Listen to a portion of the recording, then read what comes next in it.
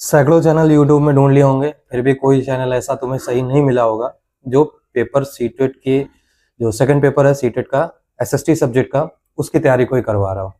तो परेशान हो गए होगे, तो ये परेशानी छोड़ दो, ये जिम्मेदारी अब मेरी है। आपका पेपर सीटेट का जब तक नहीं हो जाता पेपर 2 एसएसटी का, तब तक मैं आपके साथ में रहूँगा और अगले 100 दिनों तक आपके सिलेबस का एक एक पॉइंट एक एक टॉपिक मैं कंप्लीट कराऊंगा। ठीक है, ज़्यादा टाइम नहीं वेस्ट करते हैं, तो पहले पेपर का समझ लेते हैं स्टैंडर्ड क्या है और क्या क्या आने वाला है, उसके बाद में आगे बात करते हैं। तो सबसे पहले आपका जो बेसिक्स है इस एग्जाम्स का, ठीक है, जैसे कि सबको मालूम है, मैं जल्दी से बता दे रहा हूँ कि एक पार्ट है सीडीपी, एक है हिंदी जिसको लैंग्वेज 1 बोलते हैं, दूसरा इंग्लिश है, ठीक है, लैंग्वेज 2 हो गई। ठीक है, आप इन दोनों में से किसी में एक को छोड़कर कोई एक रीजनल लैंग्वेज भी ले सकते हैं। इसके साथ में ये 30 मार्क्स की है, ये भी 30 मार्क्स की है, ये भी 30 मार्क्स की है। फिर आपका आता है एसएसटी जो है आपका 60 मार्क्स का। ठीक है, मैंने पहले से यहाँ लिख रखा है और आपको ये 150 क्वेश्चन 150 मार्क्स के करने हैं और टाइम भी है 150 मिनट। ठीक है, बेसिक सी चीज है, ये सबको मालूम होगी, नहीं मालूम होगी तो आपको मैंने अभी बता दी है। ठीक है, तो अब जो सीडीपी है वो एक बहुत बड़ा रोल प्ले करती है सीटेट के एग्जाम में, क्योंकि जब आप पहली नजर में देखेंगे तो आपको सीडीपी मतलब चाइल्ड साइकोलॉजी एंड पेडागोजी जो दिखेगी आपको चाइल्ड डेवलपमेंट के साथ में, वो 30 मार्क्स की दिखेगी फर्स्ट नजर में। लेकिन अगर आप गौर से देखेंगे तो जो हिंदी का जो 30 नंबर है उस 30 नंबर में से 15 नंबर की हिंदी सीडीपी हिडन है। इसी तरीके से इंग्लिश की भी जो है दूसरी लैंग्वेज की, उसमें भी 30 में से 15 नंबर सीडीपी ही है। और जब 60 नंबर की जो एसएसटी की बात कर रहे हैं उसमें से 20 नंबर भी सीडीपी ही है। ठीक है, तो ये हो गए 50 नंबर की सीडीपी। ठीक है, प्लस 30 नंबर का ओरिजिनल सीडीपी, 80 मार्क्स हैं आपके सीडीपी के। ठीक है, तो उस 80 मार्क्स में से आप ये मान के चलिए कि आप अगर सीटेट के एग्जाम में 90 नंबर लेकर आते हो तो आप पास हो जाते हो। आप सोचिए जरा कि उसमें से 80 नंबर तो सीडीपी ही है। ठीक है, तो 90 नंबर पासिंग है और 90 नंबर पासिंग में से 80 मार्क्स आपको लेके आने अगर मतलब सीडीपी से मिल जाएंगे। ठीक है, सॉरी अभी मैं नया हूँ, नया यूट्यूब चैनल है, बोलने में थोड़ा सा लड़खड़ा जाता हूँ, अभी उतनी प्रैक्टिस नहीं कैमरे के सामने बोलने के लिए, तो माफ करिएगा। ठीक है, अब आते हैं सीडीपी की प्रिपरेशन के ऊपर। तो सीडीपी की प्रिपरेशन में से कुछ 4 नाम जो हैं वो बहुत इंपॉर्टेंट हैं, जिसमें से पियाजे हैं, वाइगोत्स्की हैं और कोलबर्ग हैं। इसके अलावा एक और हैं गार्डनर साहब। ठीक है, ये 4 साइंटिस्ट हैं जिन्होंने चाइल्ड साइकोलॉजी के फील्ड में बहुत अच्छा काम किया है।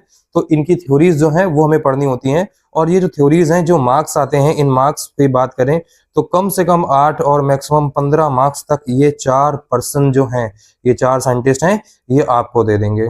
इसके बाद में इंक्लूसिव एजुकेशन पे आते हैं। इंक्लूसिव एजुकेशन में हम लोग किसी भी जेंडर, किसी भी कास्ट, किसी भी रीजन से जुड़े हुए, रिलीजन से जुड़े हुए बच्चे को क्लास में सम्मिलित करते हैं, उसको अलग नहीं छोड़ते हैं।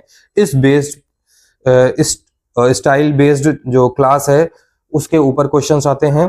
ठीक है, तो वो क्वेश्चन होंगे 5 से 6 क्वेश्चन ज्यादा आते हैं, एटलीस्ट आप ये मान के चलिए 4 क्वेश्चन तो यहाँ से आपको मिल ही जाएंगे। ठीक है, तो सीडीपी में आपको 4 साइंटिस्ट और कुछ बेसिक थ्योरीज प्लस सबसे ज्यादा पूछी जाने वाली चीजें जो श्योर शॉर्ट हैं, जैसे कि एनईपी हो गया, एनसीएफ हो गया। ठीक है, ये इनसे भी क्वेश्चन 2-2 3-3 क्वेश्चन जरूर आते हैं। इस तरीके से आप अगर सीडीपी को रोज 30 मिनट भी दोगे तो आप ये मान के चलिए कि इन 30 मिनट को रोज अगर आप दोगे तो इन से 30 नंबर जो हैं आपके वो पक्का हो जाएंगे। ठीक है, नेक्स्ट टॉपिक क्या है? हिंदी। बहुत सिंपल सी बात है। ठीक है, मैंने बता दिया 15 नंबर की हिंदी आनी है और 15 नंबर की हिंदी जो सीडीपी आनी है चाइल्ड साइकोलॉजी वाली। तो इसमें से हिंदी के संधि, समास, अलंकार वगैरह 10 नंबर के हैं और एक पैसेज आ जाएगा। जल्दी से आगे बढ़ते हैं। इसी तरीके से इंग्लिश में 15 नंबर की इंग्लिश आएगी, उसमें आपका सेंटेक्स हो जाएगा, नाउन प्रोनाउन वर्ब हो जाएगा। ठीक है, इस तरीके से बेसिक जो होते हैं टेंसेस हो जाएगा, बेसिक इंग्लिश हो गई, प्लस एक पैसेज हो गया, इस तरीके से 15 और प्लस 15 नंबर की इंग्लिश की सीडीपी। मतलब सब्जेक्ट की सीडीपी कैसे होती है, जैसे हिंदी है या इंग्लिश है तो उसमें ये क्वेश्चन होते हैं कि आप एक बच्चे को कैसे हिंदी पढ़ाएंगे। कोई मराठी मीडियम का बच्चा है जो आपके पास में आता है, उसको हिंदी से कैसे आप ट्रीट करेंगे। तो उसमें आपको हिंदी से जुड़ी हुई सीडीपी के क्वेश्चंस आने हैं। अब आते हैं जो जिसकी मेन फाइट है, जो एसएसटी है, ठीक है, ये 60 मार्क्स की है। आपका कंटेंट इसमें आपको मिलेगा 40 मार्क्स का। सॉरी मैं जल्दी जल्दी बोल रहा हूँ क्योंकि ये वीडियो लंबी नहीं करना चाहता हूँ, ठीक है। और 20 मार्क्स का जो है वो सीडीपी आनी है। फिर से वही बात कि आप बच्चे को मैप कैसे सिखाओगे और हिस्ट्री के बारे में फैक्ट कैसे याद दिलाओगे, डेट्स कैसे याद कराओगे, बच्चा कोई डेट नहीं याद कर पा रहा है तो उसको कैसे समझाओगे, ये सब आपका आता है सोशल साइंस के एसएसटी में, ठीक है। तो एंशिएंट, मिडिवल और मॉडर्न तीनों में से ही आपको आना है, लेकिन क्वेश्चन का स्टैंडर्ड काफी बेसिक रहता है, मतलब 8th क्लास तक की ही आपको इसमें चीजें आनी है। 8th क्लास तक की जो एनसीईआरटी है, ठीक है, इस पे आप प्योरली रहिए, आप एनसीईआरटी को बिल्कुल मत छोड़िए, लाइन टू लाइन पढ़िए, ठीक है। आपको लाइन टू लाइन पढ़ना है। ये क्वेश्चन जो आते हैं फैक्ट नहीं आते हैं इसमें, आपको आता है कॉन्सेप्ट, आपको मालूम होना चाहिए कॉन्सेप्ट। अगर आप कॉन्सेप्ट में पीछे रह जाओगे तो सीटेट का क्वेश्चन पेपर आप नहीं सॉल्व कर पाओगे। यहाँ वन लाइनर बहुत कम आते हैं, आपको असर्शन और रीजन वाले क्वेश्चन मिलेंगे, स्टेटमेंट बेस्ड क्वेश्चन मिलेंगे, जिससे आपकी कॉन्सेप्ट क्लियरिंग कितनी है वो क्लियर होगी, तब जाके आप आगे टीजीटी टीचर बन पाओगे, ऐसे नहीं बन पाओगे भैया, ठीक है। सो बैटल ऑफ प्लासी जैसे है, इसका क्वेश्चन आता है तो इसमें से वन लाइनर बहुत रेयर होगा, ठीक है। बैटल ऑफ प्लासी की 3 इंसिडेंट को आपको स्टेटमेंट में दे देगा और 3 या 4 दे देगा, फिर उसमें से बताना होगा इसमें क्या क्या सही था, क्या क्या नहीं सही था। हिस्ट्री आपको बहुत डिटेल में पढ़नी है, एनसीईआरटी में पढ़नी है। मैं एनसीईआरटी को क्लास वाइज, टॉपिक वाइज आगे से स्टार्ट करूंगा, मतलब क्लास 6 से स्टार्ट करके 6 की सारी सोशल साइंस, फिर 7 की सोशल साइंस, फिर 8 की सोशल साइंस, ऐसे करके मैं तीनों क्लास की जो सोशल साइंस की बुक है एक एक चैप्टर आपको कंप्लीट करा दूंगा मैं आगे, ठीक है। और इसके बाद में ज्योग्राफी की बात करूं तो ज्योग्राफी में होता क्या है कि बेसिक जो अर्थ की जो ज्योग्राफी होती है, जैसे कि मैं बात करूं लॉन्गिट्यूड, लैटिट्यूड और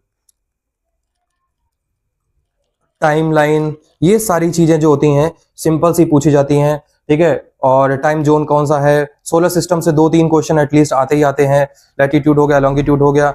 सॉइल्स एक हॉट टॉपिक होता है, रिवर एंड एग्रीकल्चर से भी काफी क्वेश्चन पूछे जाते हैं, ठीक है। तो ज्योग्राफी 10 से 12 क्वेश्चन आपको लाके देगी। इसके बाद में बढ़ते हैं पॉलिटी के टॉपिक्स पे। तो पॉलिटी बहुत हार्ड नहीं आने वाली है, इसमें ज्यादातर आपका जो फंडामेंटल राइट्स हैं और टाइप ऑफ गवर्नमेंट हो गया, ठीक है, इस टाइप की चीजें, प्रेम्बल हो गई, कौन से हमारे को संविधान में कौन सी चीजें किस देश से ली गई हैं, ये सारे क्वेश्चन इस टाइप के बहुत ज्यादा पूछे जाते हैं। लोकसभा, राज्यसभा, स्टेट इनके आर्टिकल भी कई बार पूछे जाते हैं। तो टोटल हो गया आपका 60 मार्क्स की एसएसटी हो गई। इकोनॉमी के क्वेश्चन काफी कम रहते हैं क्योंकि 8th क्लास तक में इकोनॉमी का ज्यादा इंट्रोडक्शन बच्चों को नहीं दिया जाता है एनसीईआरटी में, बट बेसिक जैसे कि जीडीपी क्या है, ठीक है, और इसके अलावा टैक्सेस हो गया, कुछ बेसिक से टैक्सेस हो गए, है ना, और पॉवर्टी, गरीबी, एम्प्लॉयमेंट, इन सब चीजों से जुड़े हुए बहुत छोटे छोटे क्वेश्चंस आते हैं, ठीक है। इस तरीके से आपका जो पेपर 2 होता है वो कंप्लीट होता है।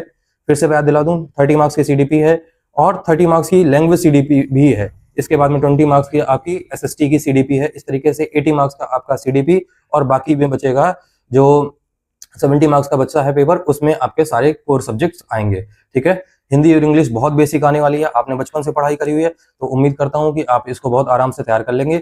सबसे बड़ी प्रॉब्लम आती है बच्चों को एनसीईआरटी तैयार करने में, क्योंकि एनसीईआरटी जितनी इजी लगती है उतनी इजी होती नहीं है। उसमें एक लाइन के अंदर इतनी सारी चीजें, इतनी डिटेल छुपी होती है कि आपको लगेगा कि मैंने तो पढ़ा था लेकिन फिर भी ये क्वेश्चन क्यों नहीं सॉल्व हो रहा है, ठीक है। तो उसको बहुत अच्छे से एक्सप्लेन करना ही बड़ी प्रॉब्लम होती है, वो मैं आपको करके दे दूंगा। तो सबसे पहले आपको क्या करना है, आप एनसीईआरटी बुक्स को आप ऑफिशियल ऑनलाइन बहुत आसानी से डाउनलोड कर सकते हैं, ठीक है। रोज थोड़ी देर पेडागोजी जरूर पढ़नी है।